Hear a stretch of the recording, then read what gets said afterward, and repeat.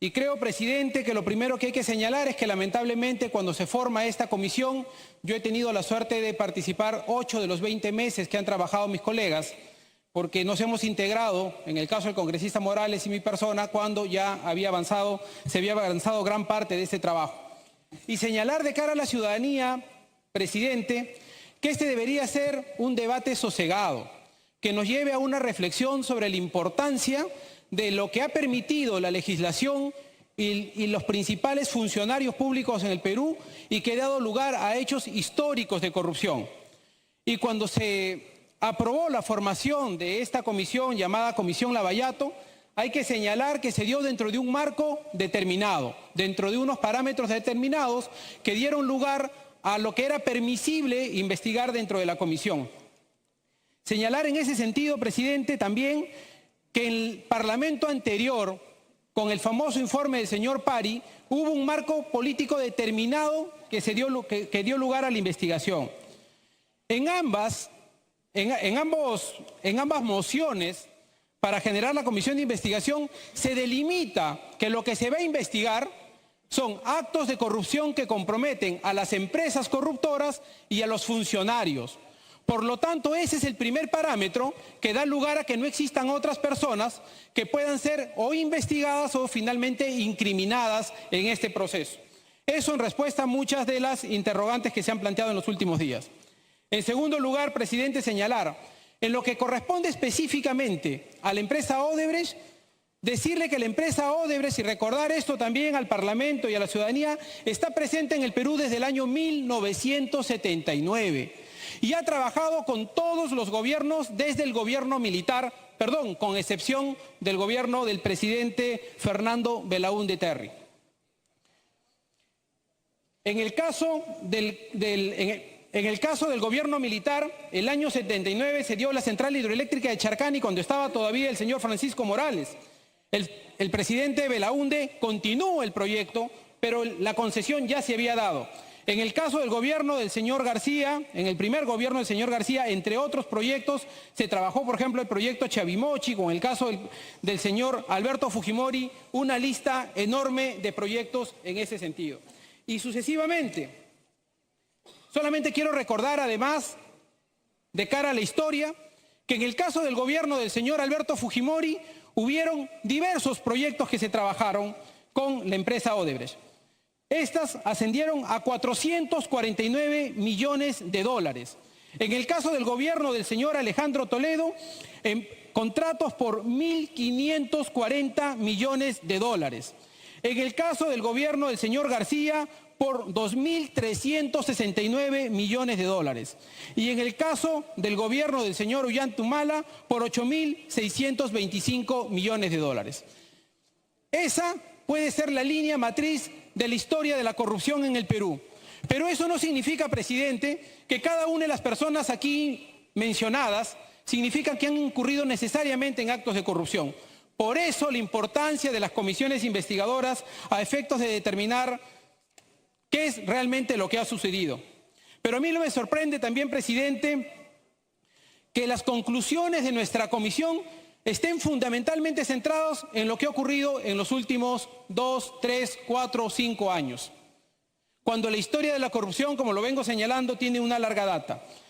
Quiero señalar también cuáles han sido las empresas y cuáles son algunas de las principales obras que han tenido a su cargo.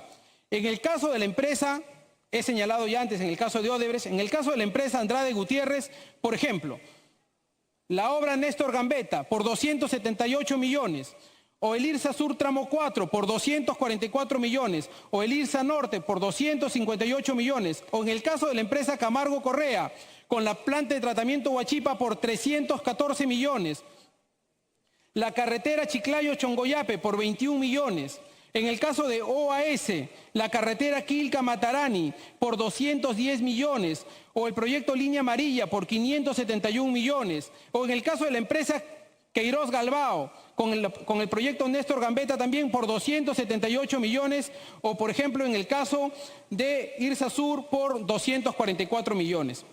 La historia de la corrupción, presidente, presidenta, colegas, es enorme y es una lista interminable.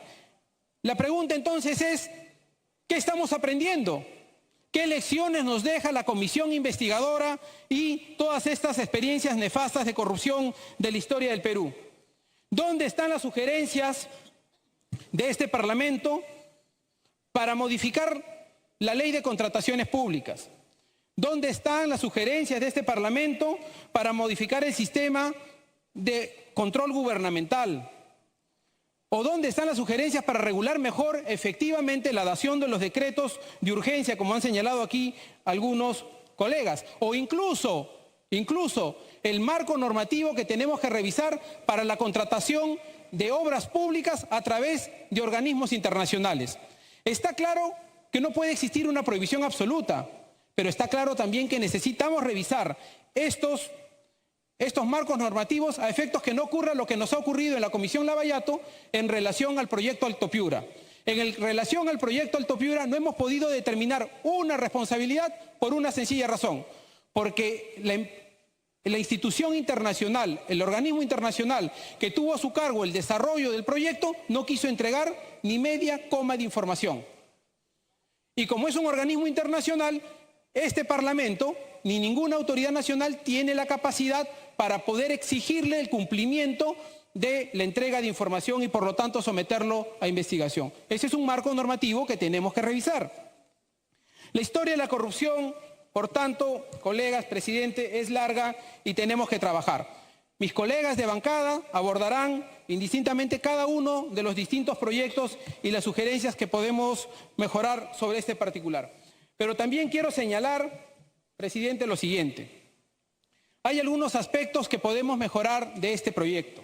Por ejemplo, tenemos que, ya sea en una vía de cuestión previa o como parte del debate, si es que lo recoge la presidenta de la comisión, discernir con claridad que no existan personas que no hayan sido convocadas en calidad de investigadas a la Comisión Lavallato y que respecto de las cuales se haya establecido conclusiones incriminatorias en las recomendaciones de nuestro informe. Hay que hacer un filtro para no contaminar nuestro informe y que se establezca con claridad que las personas respecto de las cuales se establece algún tipo de imputación o penal o constitucional hayan sido personas a las que se les haya permitido el derecho de defensa o, obviamente, alguna conclusión también civil o administrativa. Lo mismo respecto de personas con quienes habrían ocurrido ya delitos prescritos o incluso la inclusión de denunciados o funcionarios por el ejercicio de la potestad normativa como causal de infracción penal, constitucional o administrativa. O el caso que hemos visto en el informe en minoría, que ya no sabemos si se llama informe en minoría, en el que se establecen responsabilidades, por ejemplo, se intentan establecer responsabilidades de colegas que tienen derecho ante juicio y inmunidad parlamentaria y respecto a los cuales no se podría haber ejercido, no habrían o no han ejercido ningún tipo de derecho de defensa y por lo tanto no es legal ni lógico que estén en conclusiones incriminatorias. Señalar también, presidenta, que estas conclusiones establecidas en la Comisión Lavallato y para también en un acto de sinceridad frente a la ciudadanía, están siendo investigadas ya por el Ministerio Público y el Poder Judicial. Lo que nosotros hemos procurado hacer es ahondar la información desde lo que este Parlamento ha tenido al alcance para tratar de ayudar, coadyuvar, alimentar en la información que pueda tener el Ministerio Público sobre el particular.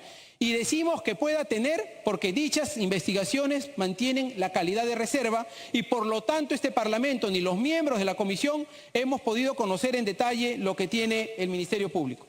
Un aspecto final para sugerirle a la presidenta de la Comisión, en el informe final que hemos elaborado, respecto del cual hemos votado en contra respecto de su conclusión número 4, recomendación número 4, se establece lo siguiente.